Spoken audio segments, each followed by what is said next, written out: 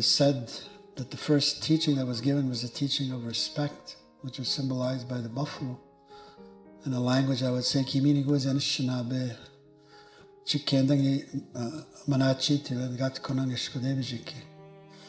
And to know respect is really to know how to give. Think of the buffalo when there were millions and millions of buffalo running across the prairies and giving of themselves so that the people could survive. Every part of that buffalo was used, the bones, the inside of the buffalo, everything was used.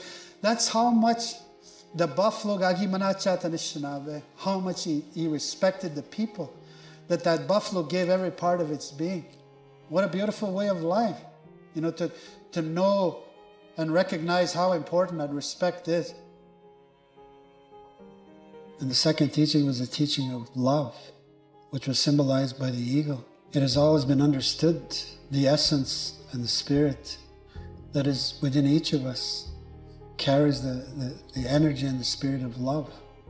We were created through the unconditional love of the Great Spirit.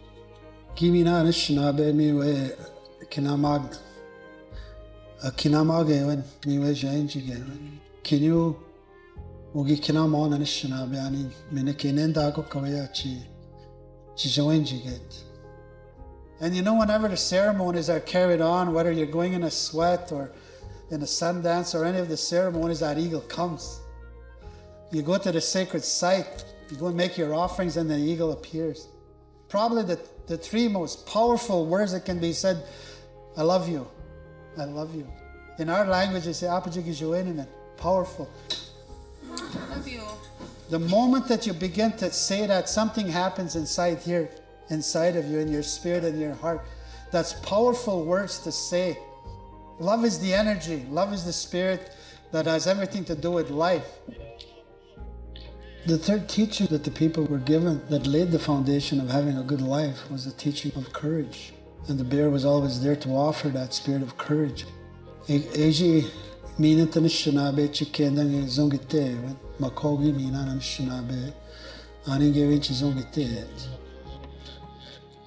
gotta have courage. And what is it to have courage for what? You got to have courage to do the right thing. There's many, many different ways to do the wrong thing, but only one way to do the right thing that's expressed in the heart. And it takes a lot of courage. Do you have the courage to be an Anishinaabe? To really live and walk the teachings of your people. People that understand the teachings, you would take the tobacco and then you would go to the land and say, grandfather, help me. Help me to have courage to do the right thing. And that bear comes.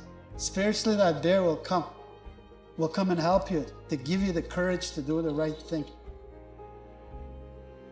And the fourth teaching that we were given was the teaching of honesty, that was represented by the one they call Sabe or Bigfoot. Honesty to our people meant that you learn to speak from your heart, get out of your head, get out of your mind, because your mind is gonna lead you many times the opposite of what the heart is trying to express.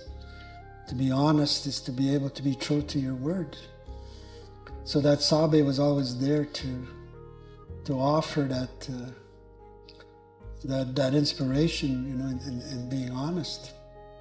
How to be honest. Now that's a good one, that one. I remember growing up and, the elders, whenever they agreed to something, they would shake their hand and say, yeah, it'll be done.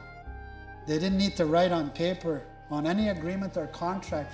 Their contract was their heart, because the truth was spoken from their heart. And the old people would always say, is that you learn to speak from the heart. The fifth teaching was the teaching of wisdom that was represented by the beaver. And to know wisdom is to know that you have a gift.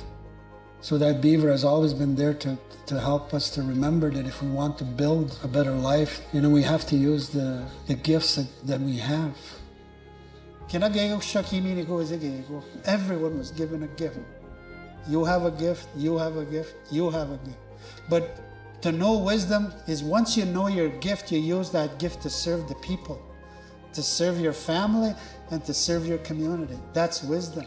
The beaver, whenever the fire goes through, the beaver will come first and he'll work with the water, and he's going to fix it up, and everything starts to get green. And all these other animals start to come, the ducks and, all these other animals, they come, and it's beautiful. But the beaver is the one that goes in first. What's he doing? He's building. And what is he using to build? Is those two sharp teeth that he has. Now, if that beaver just lay on the shore and not using his gift of sharp teeth to cut trees, his teeth would grow long and he would die. That applies to all of us. If you don't use your gift, you're going to get sick. Everyone was given something. The sixth teaching is the teaching of humbleness that was represented by the wolf. And the wolf was there to remind us to live a humble life.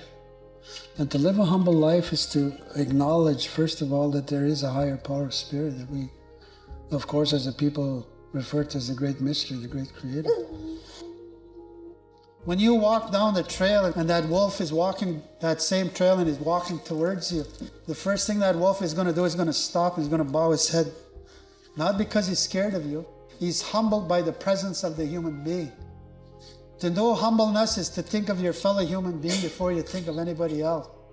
That you always think of your brothers and your sisters. You always think of the elders. You always think of those before you think of yourself. To know truth through the grandmother turtle, who has brought the teaching of truth, is to know that we cannot live truth until we're able to live the teachings as they've been, shared and expressed. When we say the turtle in our language, we say mikinak, and then we say that the turtle mikanake, that turtle is leaving a trail that we are to follow. What is the turtle carrying? The turtle is carrying the teachings of respect, love, courage, honesty, wisdom, and humility. That's what that grandmother is carrying. I feel, that the richness of who we are as Anishinaabe people. And that richness comes in the knowledge and the understanding that we have. And when we look at the 7 teachings that we have and hold that have evolved over thousands and thousands of years, the teachings that we are given reflect the identity of the Spirit that is in each and every one of us. You carry all those teachings inside of you.